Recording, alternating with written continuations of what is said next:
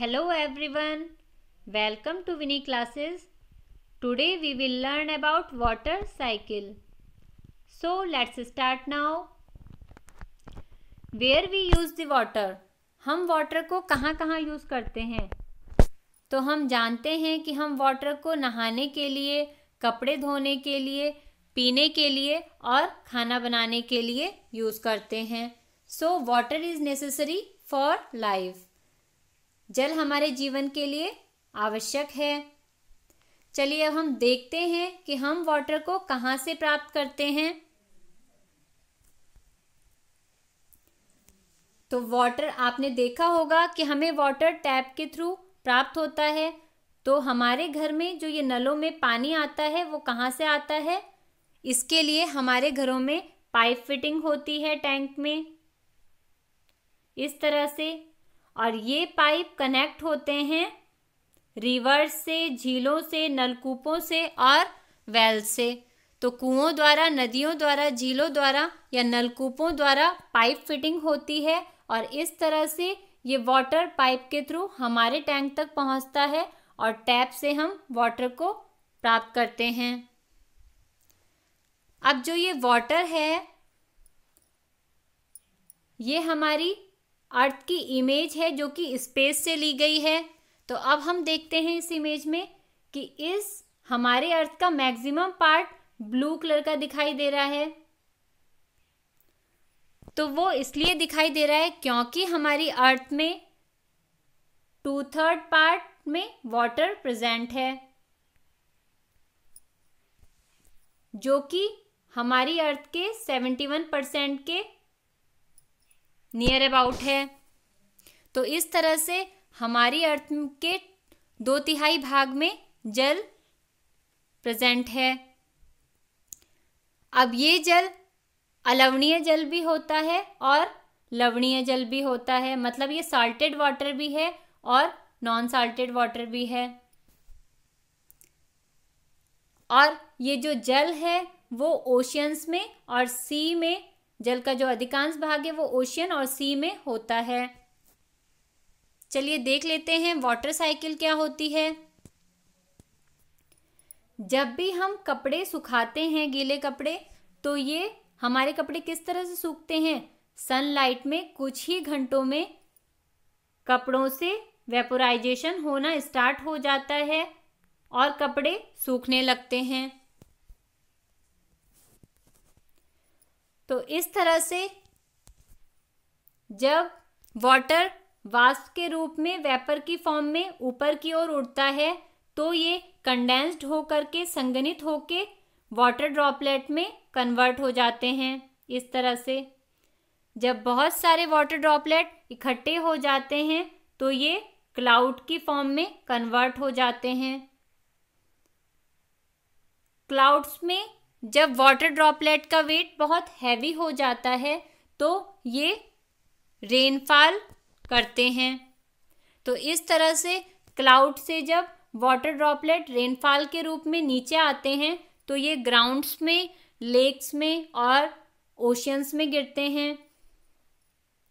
तो इस तरह पिक्चर में शो हो रहा है कि किस तरह से जो रेनफॉल है वो झरनों के रूप में और नदियों के पानी में मिल जाता है. तो चलिए समझ लेते हैं वाटर साइकिल को.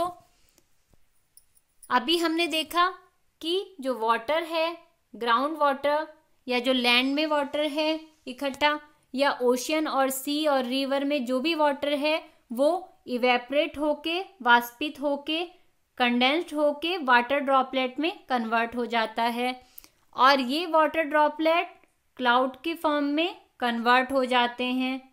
जब क्लाउड में वाटर ड्रॉपलेट का वेट हैवी हो जाता है तो ये इस तरह से नीचे की ओर गिरने लगती है. इसे ही हम रेनफॉल कहते हैं. अब जब रेनफॉल होती है तो ये लैंड में गिरती है, ग्राउंड्स में गिरती है, ओशंस में गिरती है, रिवर में, सी में. इस तरह से वाटर अगेन नीचे की ओर आ जाता है. तो ये साइकिल कंटिन्यू चलती रहती है. इसे ही हम वाटर साइकिल कहते हैं. So water cycle is the cycle in which cycle continuous circulation of water in earth atmosphere system. Earth atmosphere system में जब कंटिन्यू वाटर का सर्कुलेशन होता है तो इसे ही हम जल चक्र कहते हैं। जब रेनफॉल बहुत ज़्यादा होती है या कंटिन्यू होती है तो बाढ़ आने का खतरा बढ़ जाता है। इस तरह से ये पिक्चर में शो हो रहा है कि जब भी बाढ़ आती है या हैवी रेनफॉल होती है तो किस तरह से जनजीवन को नुकसान पहुंचता है। इसके अपोजिट जब वर्षा में बहुत कमी आ जाती है या बारिश बहुत कम होती है तो सूखा पड़ जाता है। तो इस तरह से पानी की कमी होने से जो ग्राउंड है वो ड्राई आउट हो जाता है।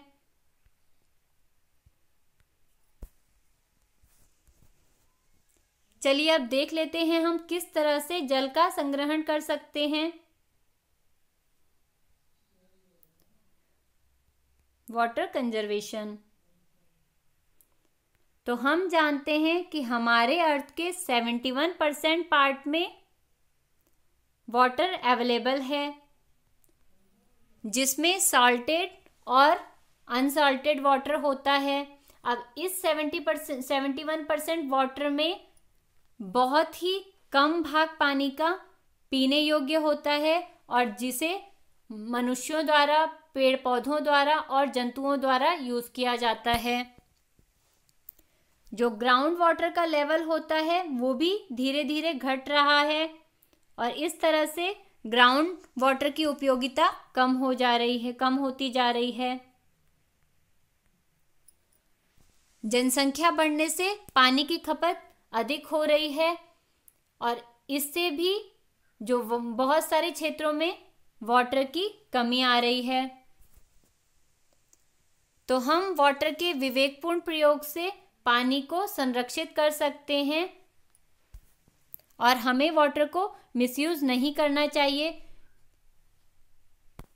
हमें वाटर को उतना ही यूज करना चाहिए जितनी हमें आवश्यकता हो।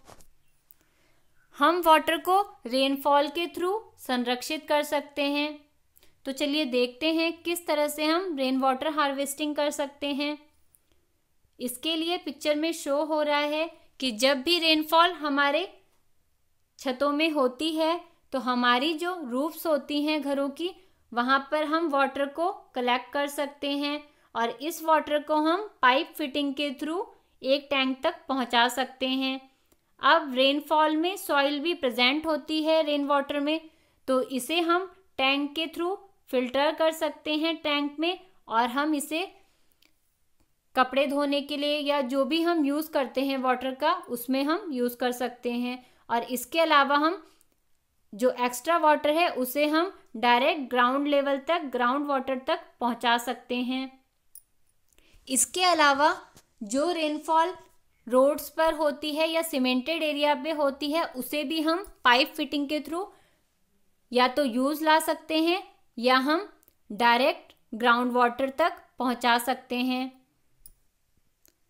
तो इस तरह से जो भी रेनफॉल का वाटर होता है उसे हम वेल्स में इकट्ठा कर सकते हैं, तालाब बना के, पॉन्ड्स बना के इकट्ठा कर सकते हैं, घरों की छतों में पाइप द्वारा हम वाटर टैंक तक पहुंचा सकते हैं और डायरेक्ट हम ग्राउंड वाटर तक भी पहुंचा सकते हैं, जिससे कि ग्राउंड वाटर लेवल में इंक्रीज होगा और हम उसे यूज़ कर सकते हैं।